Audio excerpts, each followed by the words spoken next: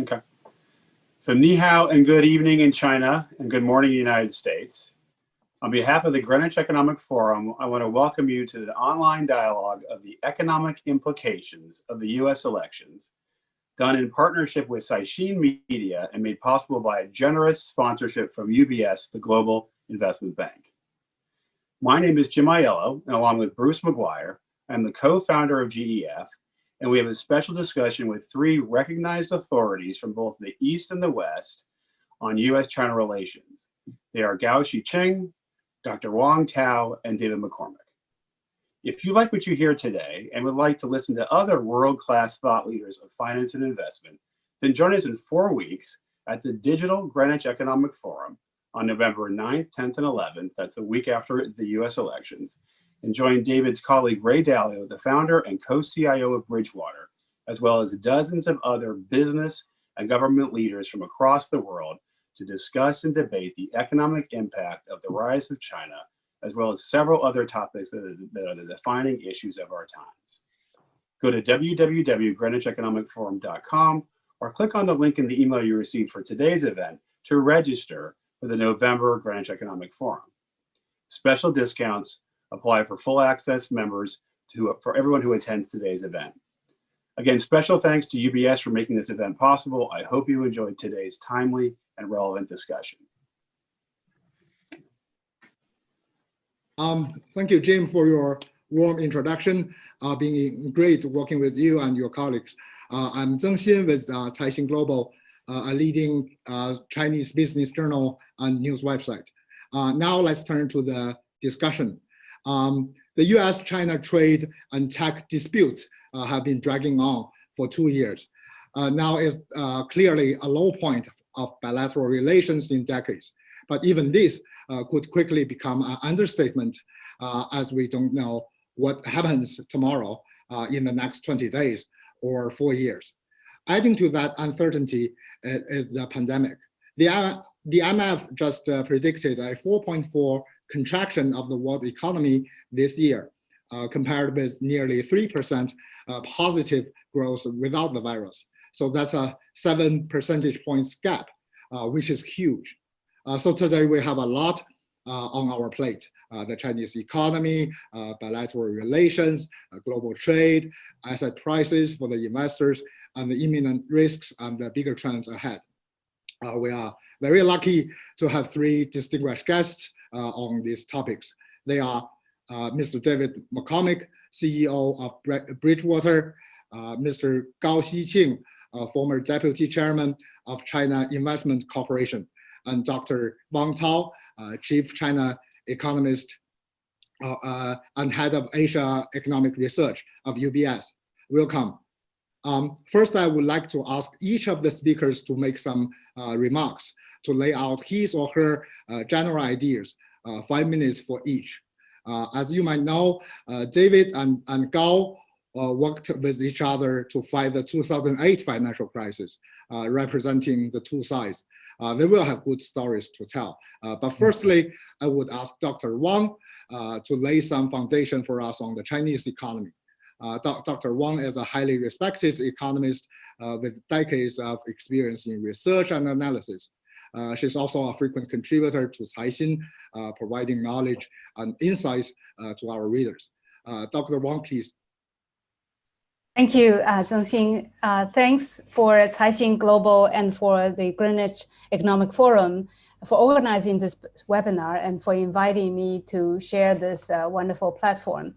So maybe, yes, I would take a few minutes to give you an overview of the current Chinese economic situation, the external challenges or overall challenges China is facing, especially on the supply chain pressures or the pressures on supply chain shifts and China's policy response very quickly. So on the economic front, already in 2018, 2019, the US-China trade war has brought quite notable negative impact on China's exports and on China's overall growth. And then COVID-19 hit early this year. So it was unprecedented shock for China, at least in the decades I've been following China. We have not seen this kind of a decline in quarterly growth. But then in the second quarter, we saw also a very sharp sequential rebound. So it's really a pretty striking V-shaped recovery. And that recovery is mainly driven, has been mainly driven by the normalization of activities as virus began to be largely controlled, and also as the mobility restrictions were relaxed and removed. It was not so much driven by stimulus. And in terms of what has been recovering fastest, it tends to be industrial production, construction activities, including property construction, and also export and port activities. Basically things that does not require as much people congregation as consumption, for example. And consumption, especially services, have recovered more slowly, partly because I think still precautionary behaviors by people, but also because, as I mentioned, there was an unprecedented shock and millions of people did lose their job, even if temporarily. And therefore there was a loss of income as well. Although we have seen quite a bit of a recovery and normalization, I'm pretty certain that we are not yet back to normal, even in the labor market and in terms of income recovery. But going forward, I think as things continue to normalize, as income also recover, we think consumption will recover as well. What is notable here, I just wanted to mention, is that China's exports has been much more resilient than expected. Even in the second quarter, when major global economies went into a deep recession, China's exports were flattish, even a bit up. I would have expected double-digit decline. So what is really telling is that China, because it entered COVID first, it exited COVID earlier as well. And so the supply chain, the production were online when there were disruptions elsewhere. So the suddenly increased demand for medical supplies, face masks, also for electronic goods when people are staying home and upgrading their home computer systems and so on, China was there to meet the demand. And so as a result, it's ironic that when people worry about the supply chain risk of having to rely on China, China was able to be there to increase the supply for the rest of the world. So now the economy is recovering, and we expect growth to be 5.5%, 6% in third quarter, fourth quarter. China, of course, are not really going back to normal. There's still a lot of challenges, and there are challenges brought about by COVID-19. One of the challenges I wanted to mention is increased concern about supply chain risk. Many governments somehow feel less secure, and there are added pressure for supply chain shortening. So we have done, UBS have done multiple CFO surveys, and what we found is that already in late 2018, as trade war escalated, the exporters or manufacturers who export a lot, a third of them said they already have operations abroad and they plan to move further overseas. In the last couple of years, especially in 2019, this desire had already increased to 60% or so. So trade war definitely added that pressure, and COVID-19 does not help. So our survey of North Asian CFOs, so Korea, Taiwan, Japan, who have operations in China, says more than 40% of them said that COVID-19 made them want to leave more. So this is done in early April, late March. I don't know what their answer today will be, but at that time, certainly COVID-19 is adding to that. So there's certainly heightened desire to probably move away from China to reduce the risk exposure to higher tariffs and tech restrictions from the US and so on. But that said, I just wanted to mention a couple of other factors. For example, in the short term, of course, we are not seeing money leaving China in mass, right? Actually, net FDI to China is still positive. I think partly because many companies, even if they want to move, this is not the right moment. People are fighting for their survival. They probably will wait until there's more certainty. The second thing is that China, of course, is opening its market, especially in services. So our survey was about manufacturing, about exporters. But if companies are really going into China for China's domestic demands, whether it's goods or services, and increasingly it's services, then I think they are not eager to leave. And one thing about China's market, even with China facing the challenges, and let's say next 10 years growth will slow to an average 4.5%, China will still be the largest contributor to global growth, and its market will also still be the fastest growing one in terms of what is going to add to international market.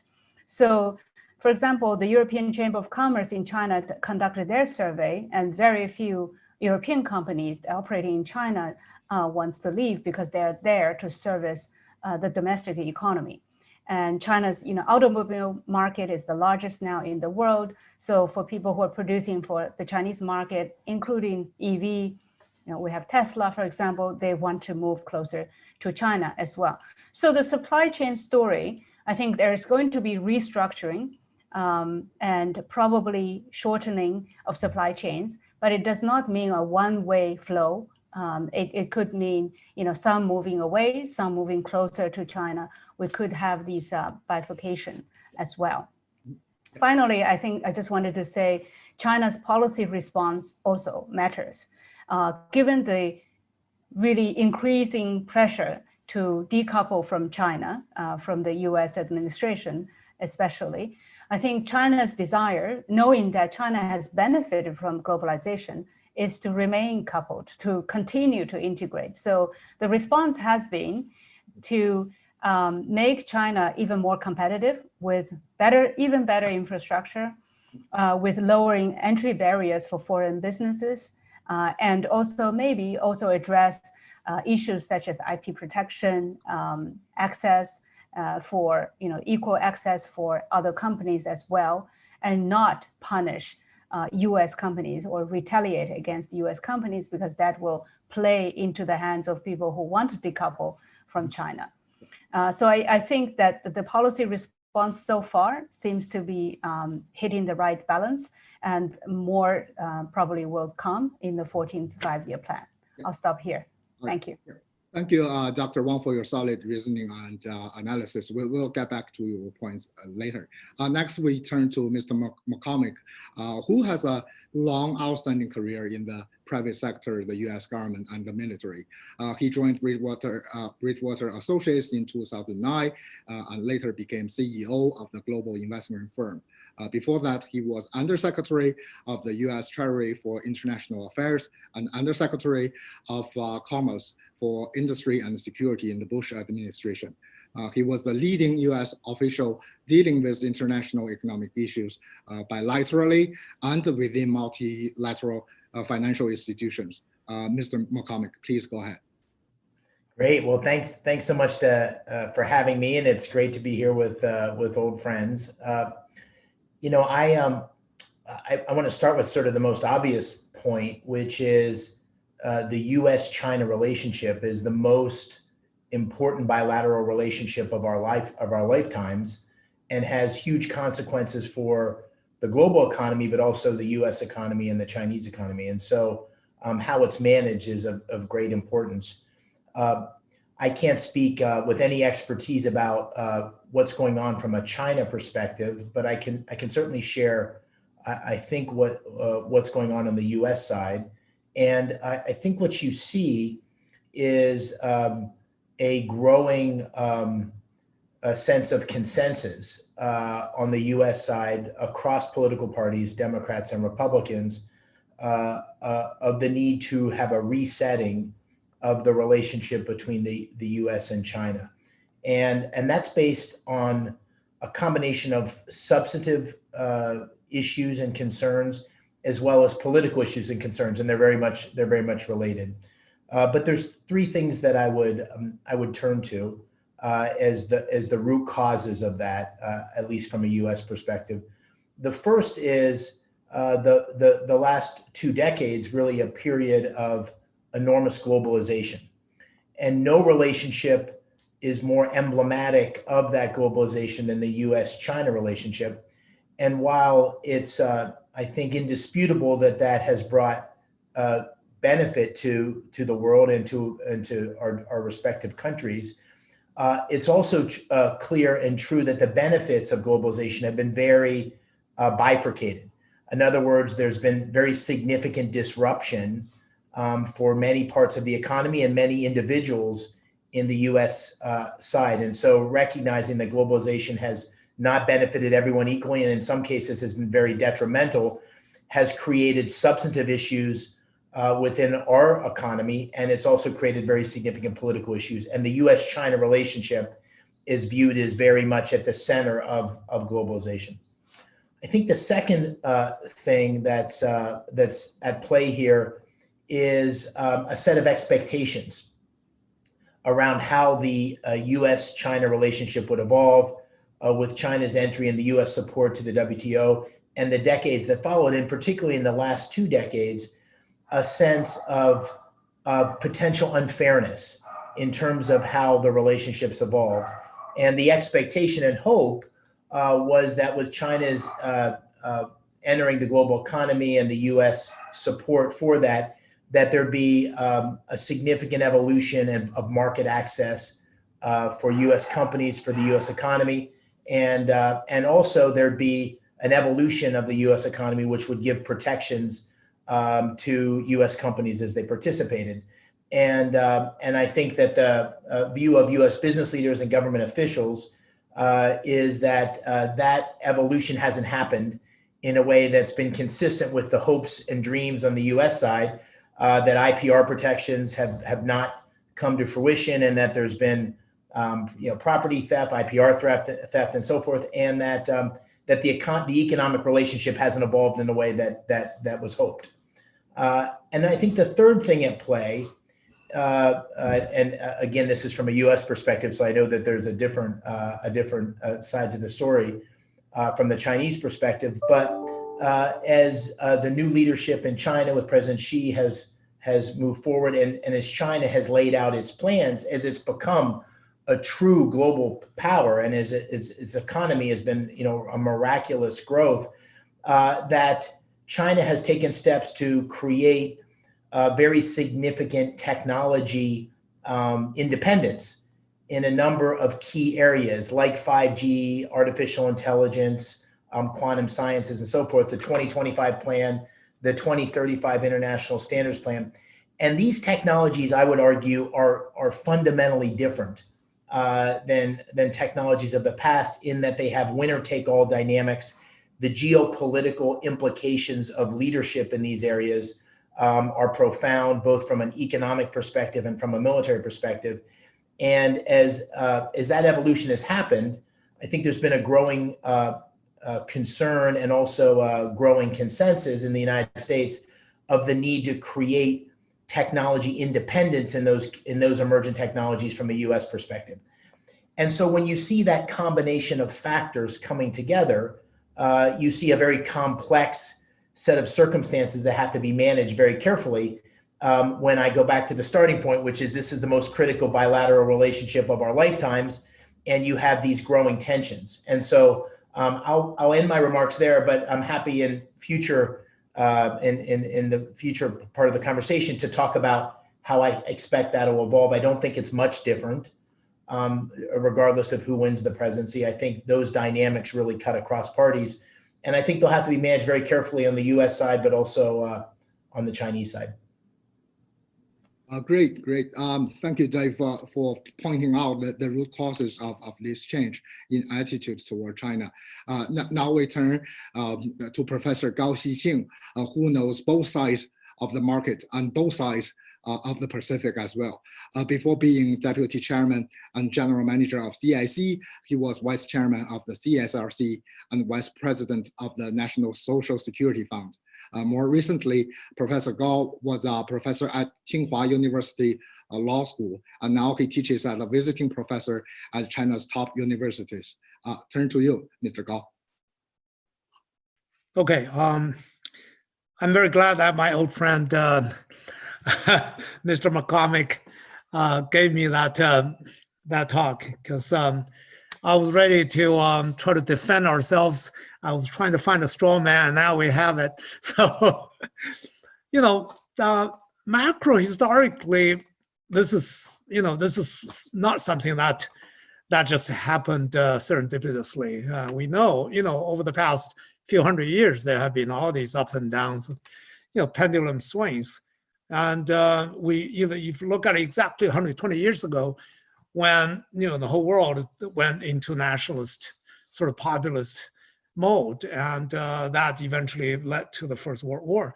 And those times you can see what happened with it. And I still sort of believe in that. That's, of course, is the larger problem that we can't really decide as the individuals. However, even in this situation right now, as David pointed out, China and the United States have been really in such an important position in this world arena in the past few decades that we cannot really lightly say, well, we can live without each other. But the point that David was making, we have all these details that we have to argue, but that's to me, it's not the most important. I can give you this story what happened in 2008 when I and David were engaged in a sort of almost a fight when David was in charge of all these issues, the Treasury, and I was the president of the China Investment Corporation.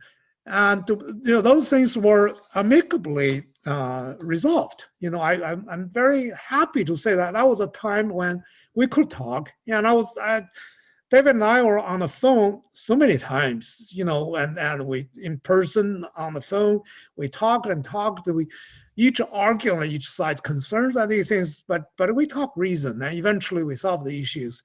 So I thought that was a good point. However, about 2 months after that, after we resolved our issues, I got a letter from someone I didn't know. This is someone from, I think from Alabama, and he wrote me because he read Jim Fallow's article on China, and that was the result of his interview of me on the Atlantic Monthly, and which Jim Fallows put a title on it, which says, "Be nice to the people who lend you money." And of course, I didn't say exactly that, but I just said, well, look, we were surprised when these Americans were accusing us of lending too much money to the US, allowing the Americans to squander and to waste. And I said, well, that becomes our fault. I was surprised. But the thing is, the interesting thing about that letter is that the guy said, look, you say that tongue in cheek, but why don't you look at all the dumping of your shoddy products into the United States, your poisonous toys, your all these bad things that you send to us, cheap stuff, and we don't like it, and just take them back. And I said, well, that sounds very interesting, because I thought people like our things, because I visited many countries during that time. And in most countries, people just said, well, this is, especially in Europe, and they said, well, China really supported our economy because you bought so many things from us, and also because of your inflation, and you pushed up, energy price, and that benefited us as well, because this is like Norway where they had oil, and they were happy. So that was a time when I think, well, people in different countries sitting in different places, of course, have different perspectives, especially people who live in a relatively, comfortable place. Now, all of a sudden, see, that that comfort seems to be shared by other people. Not, I don't even want to say their living standard was lowered. They're, to us, the living standard in the US and in Europe is definitely higher after China joined the WTO. Of course you can, there's argument you can say, well, David said it, after China joined WTO, China benefited a great deal. Yes, I certainly agree. Our per capita GDP jumped many folds after we joined the WTO, and the China overall the Chinese economy became so much better, and the poverty level in many parts of China were greatly mitigated, alleviated. So that was, of course, good thing. So I thought that was a win-win situation for everyone. But then now we have, over the past few years, we started hearing all these things about, all the software, thefts, about all these things that the jobs, the loss, the surplus that China had, and all these what we call mercantilist views, that money all went to China, and these other people end up with a cheap products. But I thought cheap products were good things for you guys, because you don't want to buy things too expensively. But the thing, I think the most important thing really to me, at least from my side, of course you can argue about specific things. However, if you look at the overall picture, and we want to see whether the world overall benefited from it, and whether our overall living standard increased. And if you many people have read what is this, Thomas Piketty's book, The Capital on the 21st Century. And you sort of understand that, when David said, well, Americans seem to be, this at least suffered somewhat. I would say yes, American workers probably suffered because many workers lost their jobs, not necessarily because of China, but China was a big contributor to that. But now you can see, even after Mr. Trump wanted the American investment going back to the United States, you can see all these investments that they put out of China didn't really go back to the US, right? They went to Vietnam, they went to Indonesia, Cambodia, Thailand, Malaysia, all these places. So for Americans to have reached such a level of living standard in this world, and you're very top on the food chain, you're not going to go down there to eat mud with us, right? So seems to me this is not something that you're barking at the wrong tree, really. We certainly have our problems. We have a lot of problems, which I complain with our people all the time. However, let's be honest with ourselves. This is not what we call face value, not some national pride, which is all Americans used to be number one, better than all the people combined. Now we're number one, better only than a few countries. So you feel bad. But look at history. This world has been changing over the past few thousand years. No one can be number one forever. And some people say China wants to be number one. I personally don't believe that. With our philosophy, with our history, with our even with the trajectory, with our political system, ideology, everything, I don't see China becoming number one in any foreseeable future or ever. It's not an issue here. It's we keep saying, some people say, oh, that's a propaganda when you say, well, we want to have this world sort of 共同体, I don't know how to, a community for all the people. I think in the Chinese philosophy, it's that works that way. And I don't think China wants to become the dominant power and started to bully everyone else. So that's not even an issue. And that is an issue. Just look at the relative powers. Americans have invested probably 10 times as much in military than China over the past few decades. And now you still have I think at least 5 times or 6 times the military spending. So why the hell do you think China can catch up with that? Even if China wanted to.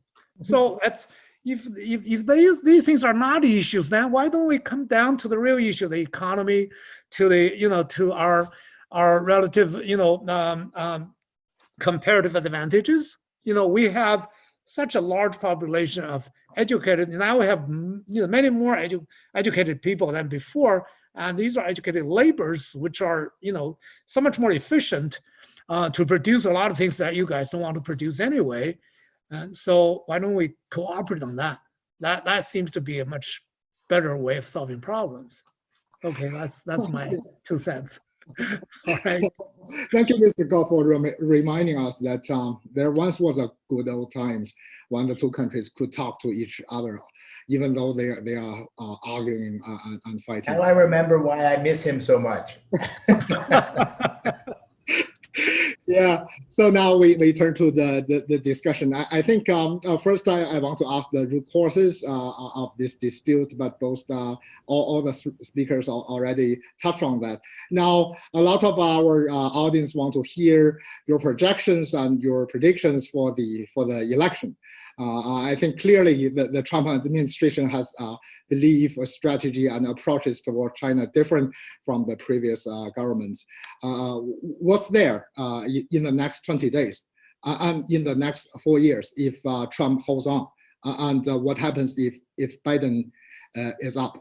We have to go first with Dave. Sorry, was that directed to me?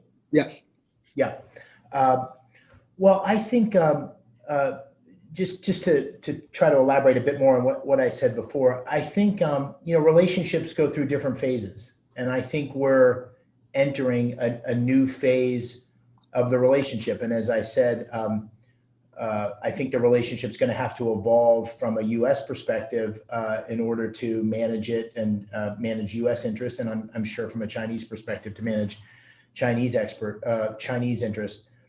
The way that I see it is that that new phase is going to have different dynamics, and will have an element of a very significant strategic competition, particularly around these new technologies, which I think have real consequences in terms of economic leadership and also in geopolitical leadership. But that doesn't.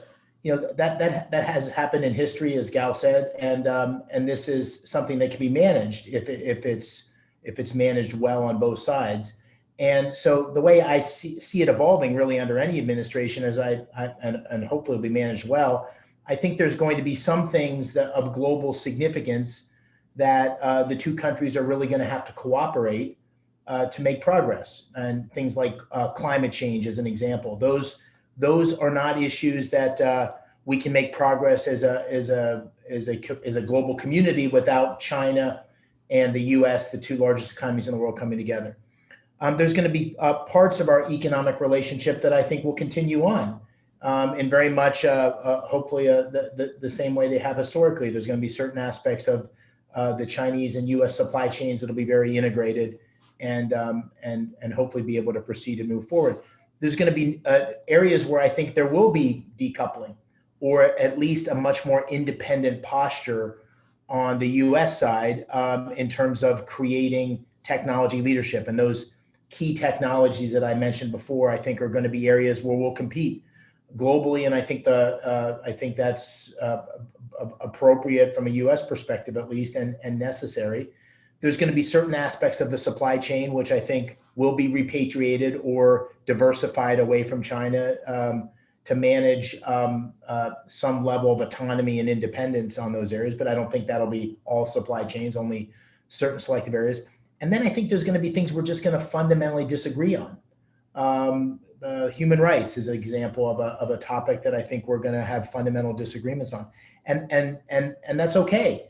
Relationships have multiple dimensions, and they have to be managed carefully. So when I say we need to reframe and evolve the relationship, I think that's the reality of China's rise, the reality of China's leadership, the reality of the political circumstances in the United States, and it has to be managed with a lot of care.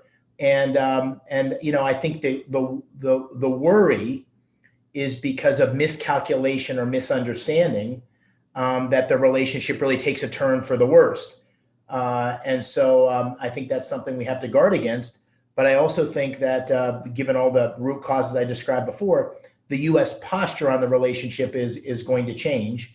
And I think that change needs to be managed well. And I think it's changing on the Chinese side too, although, as I said, I'm not an expert on that.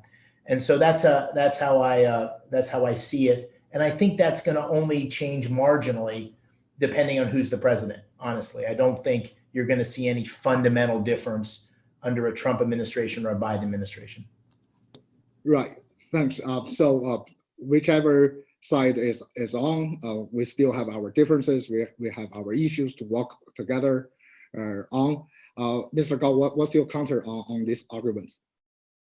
No, I certainly agree with David on this issue, because I agree that, you know, when both sides have worked it up for so long, eventually over the past few years, we have reached to a point where, you know, the good old days is gone. Yeah, it's not going to come back and say, okay, because that was a time when China was regarded as being this little, you know, new kid on the block, but really poor little kid, and the United States was really dishing out generously to China for these things and helped China, because the U.S. really has been helping China probably a little more generously for over 100 years in the past century.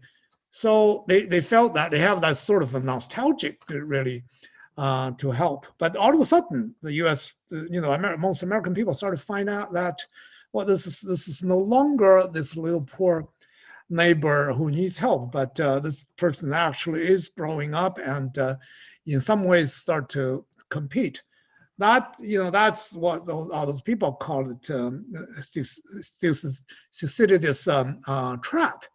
I personally don't buy that sort of a trap issue that the second number two power would always try to take over, you know, nonsense like that, because there are many, you know, the counter examples. However, you know, when the two countries, in the United States, in certain ways, is competing with Germany, with the UK, with France, with all these different countries as well.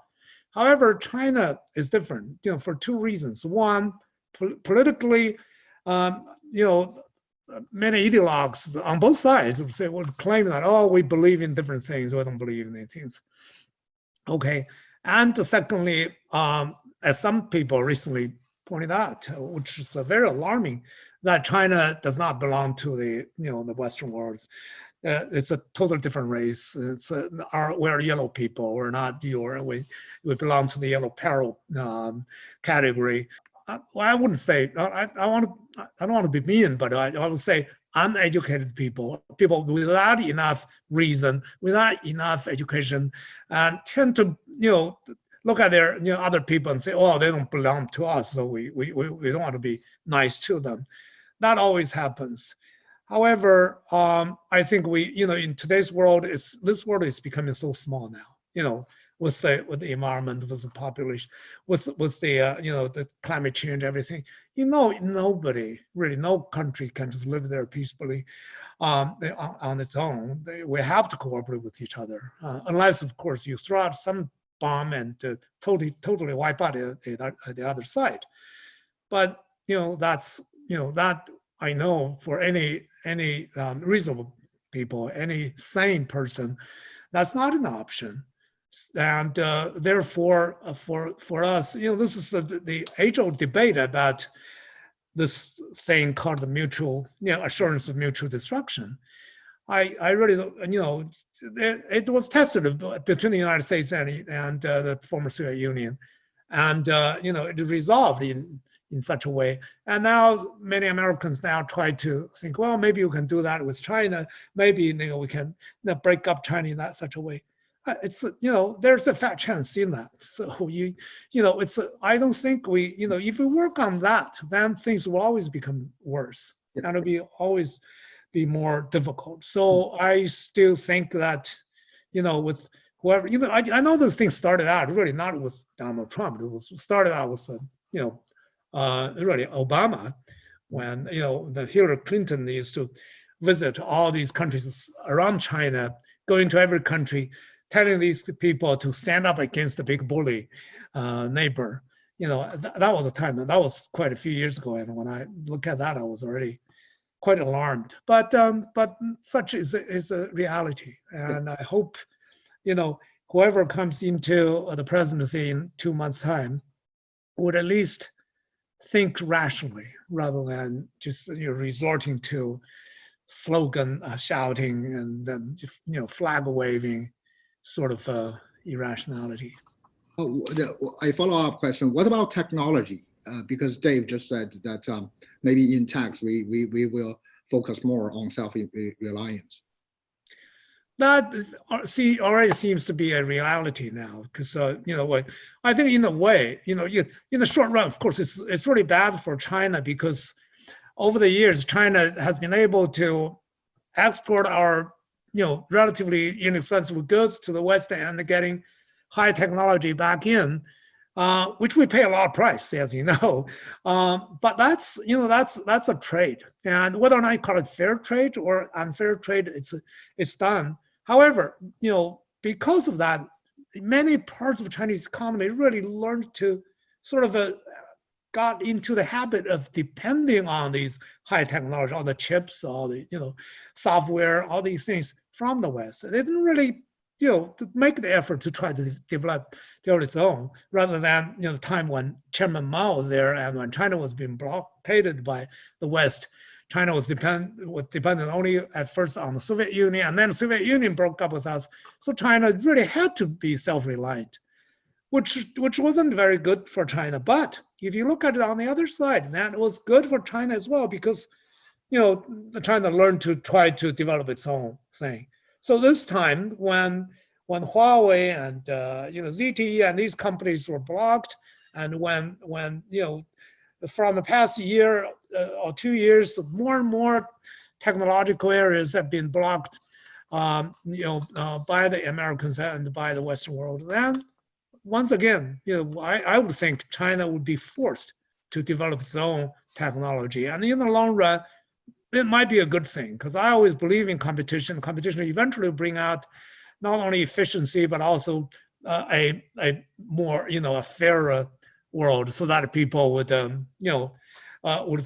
would not think things one-sidedly. Yeah. So that's in the long run maybe not a good thing for Americans, because otherwise we would have been dependent on you guys forever. But now finally you said no. Okay, we're growing up. We are leaving the house and we're going independent. Yeah. Dave, please. I'll be very brief, because I want to ensure Dr. Wang Tao also comments on this. I'm sure she'll have some. I just very, very briefly, three points. One, I agree with Gao completely that in the earlier part of the relationship over the last 2 decades, there was the United States was a much larger economy, and there was a mutual commitment to China's growth. What's happened now is China's a global powerhouse from an economic perspective, and so what you're seeing is a desire on the U.S. side to have better equity and fairness in terms of how that relationship's evolving. That's certainly the perception on the U.S. side. On the question of military budgets and China's aspirations, I think in the U.S. side, what you see is different than Gao described from a U.S. perspective, which is that I think there's growing concerns around China's regional aspirations and global aspirations, and the military spending has changed dramatically on the Chinese side, and there's sort of state-of-the-art weapons that have a big regional consequences and regional implications. Obviously, motivation and intention has a lot to do with this, but this is where I think the risk of misunderstanding and accidents and so forth goes up, and that's a worry. And then finally, I want to agree with Gao completely on the Cold War and the USSR being a bad analog. So we should not take that frame of reference, in my opinion, and bring that to the way we think about U.S.-China relations. I think if we go down that path with that mental map, that'll be bad for the U.S.-China relations. It's much more complicated, it's much more nuanced, and there's a much more important need to manage the dimensions of this with a lot of care, but also with a lot of candor. And we're not always going to see things the same way. And so Mr. Gao and I are great friends, and I see it very differently than he sees it, but that's okay as long as we're ensuring we have mutual understanding. That's reassuring. It's not the same path with the questions back to Dr. Wang on supply chain. Just like you said, maybe companies and countries suddenly they have to trade off between security and efficiency. Then where to draw the line? How to choose between these two? And also on the other side, you said that Chinese export is increasing. And some say that's because maybe China took a different approach of stimulating the economy, more toward the company rather than consumers and the workers. And now we see a ballooning trade surplus again. This is really bad for the in the trade war. But on the other hand, China is allowing foreign capital into the capital market. Wall Street is game on this. What all this will play out on supply chains, on global trade systems. Right. Thank you. I just wanted to pick up your last point and then echo about also the U.S.-China relations. So you mentioned that China suddenly have even bigger trade surplus, and isn't this bad for trade war? I want to say that trade war should never be about the trade surplus, right? And especially about bilateral surplus, because that is precisely what global supply chain means. China imports components and inputs from Japan and Korea and Taiwan and export to US, and we're carrying the surplus for the rest of Asia, right? So I think that that is not really the case. And US-China relations, have changed. I agree, have changed for the worse, and we're not coming back to the good old days for a number of reasons. But the narrative, I just find it amusing, since I've been following China for decades, as you mentioned, find it amusing that suddenly the narrative has changed, because I have been very well aware of the Bush administration and the Obama administration's effort in trying to address the imbalance of China. And at that time, it was about reducing energy subsidies, SOE reforms, better pay for workers, so that the exchange rate was too cheap, too undervalued. So real exchange rate needs to go up, and that worked. So China's trade surplus, current account surplus, was 10% of GDP in 2007. It's 1% or so last year. So a lot has changed. Unfortunately, China-US hasn't changed, but I think that has a lot to say about the supply chain and also about the US structural issues. So I also agree that, whichever candidate becomes the next president, I think fundamentally there's not going to be much change. But however, maybe stylistically there will be a change. And hopefully, if Biden becomes president, there will be more multilateral approach, and that there will be agreement. Sometimes some of the agreement will be even harder to negotiate, but maybe the US will stick with it, and everybody else will stick with it. So the impact on Chinese economy may not be very different, but the impact on market may be different, because there will be less uncertainty, and market doesn't like uncertainty. So I think that's probably the implication I would draw. On supply chain side, indeed, I think often I have seen many people analyzing the supply chain shift, and people who are skeptical are saying nobody can replace China. Nobody has this kind of scale, this kind of industrial structure, and this kind of infrastructure, and so on. However, I think people sometimes forget that a lot of this is motivated by politics. If you face sanctions, if you face political pressure for companies, it's not really about, do I incur a higher cost going somewhere else, but rather, can I still survive as a business? So unfortunately, I think in many cases, moving the supply chain is not a good economic option, but it's a necessary option for companies if they have to reduce their political risk and risk to these uncertainties. So I think, one of the impact of the COVID and of the U.S.-China relations turning bad is that it's going to lead to higher cost for companies, and also higher cost than for consumers in the U.S. and in China as well. It's not a great thing for global economy.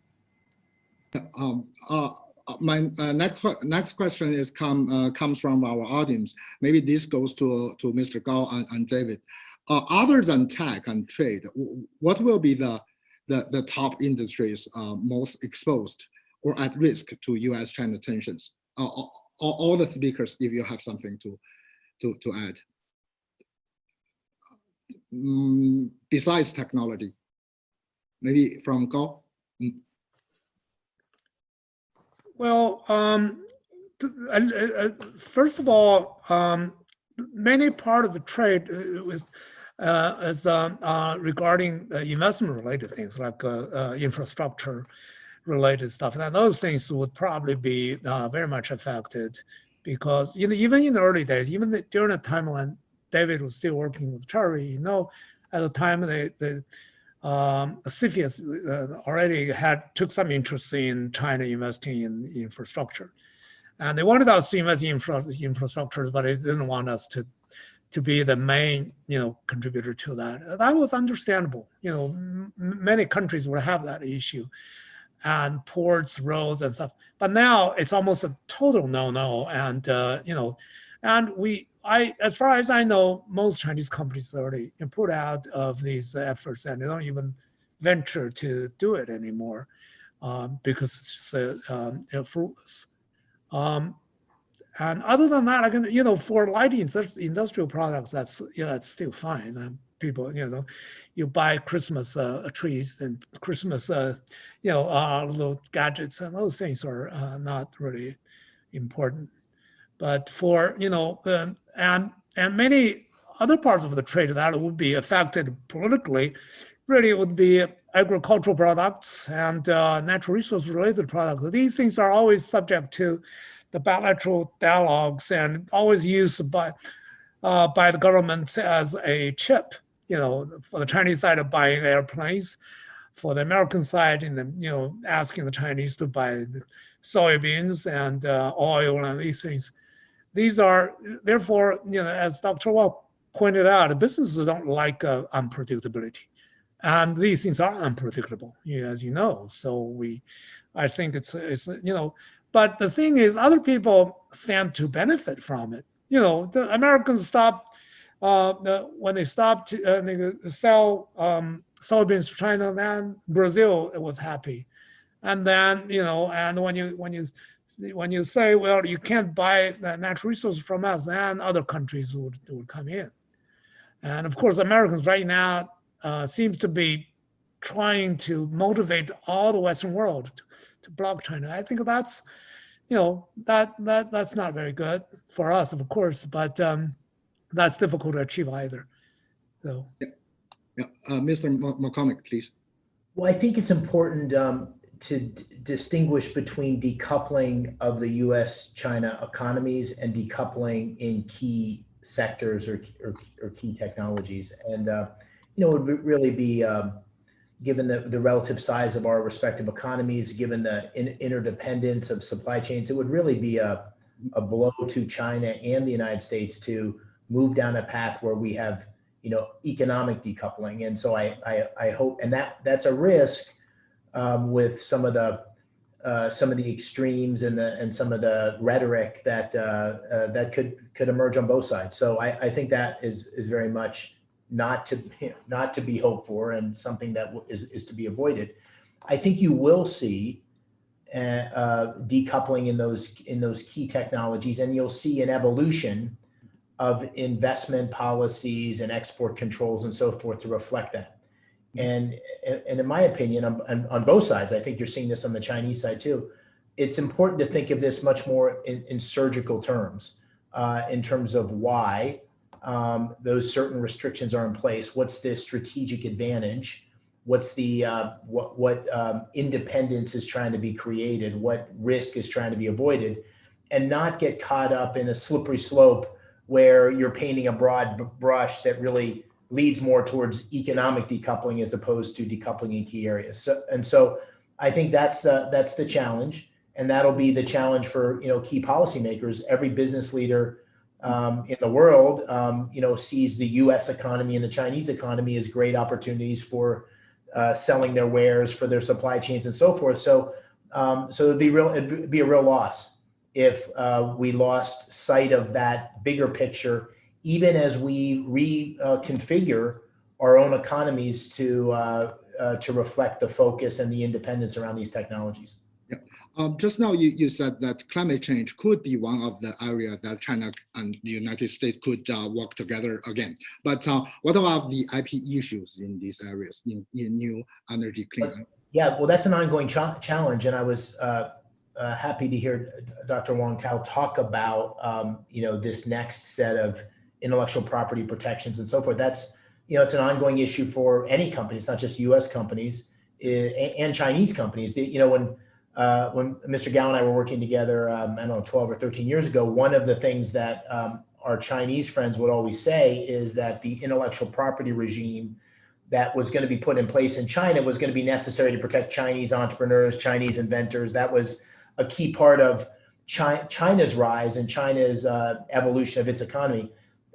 Some of that's happened, some of that's not as robust, at least from a U.S. perspective, as it needs to be, and that will hopefully be a continued progress on the Chinese side in that area, and that'll allow for potentially cooperation in some areas like climate change, which would bring huge opportunities for both sides. The point I was trying to make was, as the two of the largest emitting companies in the world and two of the most technologically savvy countries in the world, that this is an area that we're not going to have progress as a globe without the two coming together. Can I add? There's one other area that might be very adversely affected. That's the financial industry, the service industry, because right now China seems to be making a lot of efforts to try to open up its financial markets, as you can see recently. All these, albeit even though many Americans will say, "Well, it's almost too late because you were committed to doing it, long time ago, but never really did it." But now, it's a much better late than never. So China is opening up and is allowing all financial institutions to come in. However, if you can think about it, if a situation in other areas become more serious, then you can imagine, these financial industries would start having problems, because on both sides, really, the financial regulators are very, very strict, very harsh, powerful organizations. They can do a lot of harm without you even knowing it, without you, going to the courts and claiming it. You can't really do much about it. We've had our fair taste of that in the United States, and I'm sure Americans eventually will find that in China as well if things go sour in other areas. Okay. My last question to Dr. Wang is, nowadays we hear about dual circulation, new infrastructure, and also the next 5-year plan is coming out, is due this year. What do you think would be the top priorities for the Chinese economy and policymakers in the maybe next 5 years or 10 years? Sure. I think, so the dual circulation or 5-year plan and so on have to recognize, first of all, I think China faces both internal and external challenges. So the internal challenges, for example, demographic trends. External challenges is that international environment is no longer so welcoming, and there is going to be long-lasting tech restrictions and so on. So hence, the discussion about dual circulation. It does not mean China will abandon, integration with the world economy or opening. They will, as much as possible, but maybe, you're not very welcome. So you have to focus on the domestic demand part, and also focus on reform the domestic economy, which has been less competitive, less productive than the internationally oriented part of the economy as well. So I think it will involve a lot of reforms, because domestic demand is not about tax cut and so on. It's about sustainable employment growth and sustainable economic growth. So, developing the private sector, SOE reform, hukou reform. I hope that's all part of the 5-year plan. And then, technology. Part of the dual circulation is the increased self-reliance. So more spending on technology, on also so-called new infrastructure, which is about digital enabler, right? The infrastructure that will help move towards faster digitalization and move towards more services, which is the trend that's being accelerated by COVID-19. And then finally, I think is also a priority is going to be environmental issues and green development. China just announced a 2060 carbon neutral plan. It sounds like far out, but actually, considering the energy intensity and carbon intensity of Chinese economy, this is really ambitious, and China has to start right now. So it will involve structural change of the economy and major structural change of the energy sector. So I think those kind of things are going to be or have to be reflected in the 5-year plan. Mr. Gao, do you have anything to add? Well, just to add on the last point Dr. Wang was making, recently I've been looking at the new construction materials industry, and they say that the Beijing city government is ready to put in a new set of requirements that would greatly increase the energy saving features of all new buildings, and that will eventually, within a few years, that would really revolutionize the whole energy area. That I think is huge opportunities for everyone. Thank you. This is really good, but 1 hour is too short for the 3 speakers. they can just continue discussing.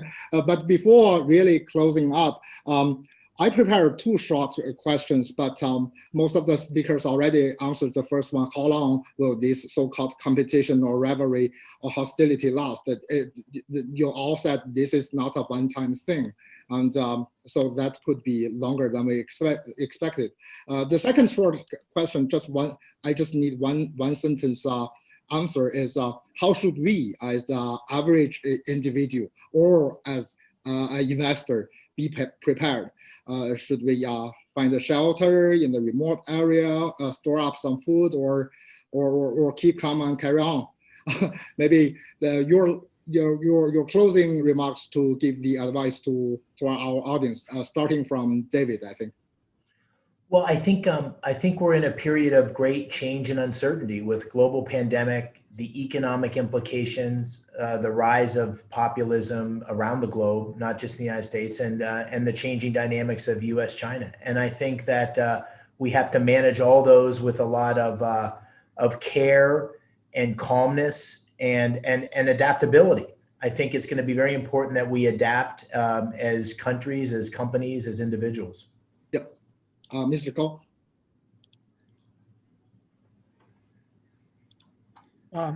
Well, I totally agree with David, and I think we need to come back to common sense, to rationality, to measured exchange of views, like in Ray Dalio's words, in thoughtful disagreements, rather than shouting slogans and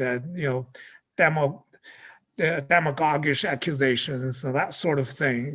We are civilized people, so let's just try to be civilized. Dr. Wang?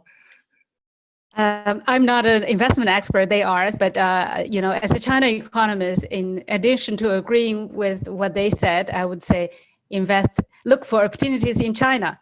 Yes, look for opportunities in China. We have to stop here, unfortunately. Thank you so much, Ms. McCormick, Ms. Gao, and Dr. Wang for a fantastic dialogue. And special thanks to our host, GEF, and our partner, UBS. For our audience, thank you for participating. Apologies that there are so many questions we don't have time to answer this time. But before we say goodbye, but you can follow us by scanning the code here. Before we say goodbye, don't forget to get Caixin's exclusive and in-depth news at caixinglobal.com. And I think participants tonight might receive a discount in your email. And I'm sure you want to hear more insights from our speakers and more. You are welcome to join the 11th Caixin Summit between November 12th and the 15th. Yes, for this feast of insights, ideas, candid exchange of opinions from the smartest minds like the speakers we have today in China and around the world. Stay tuned. See you next time. Thank you. Thank you.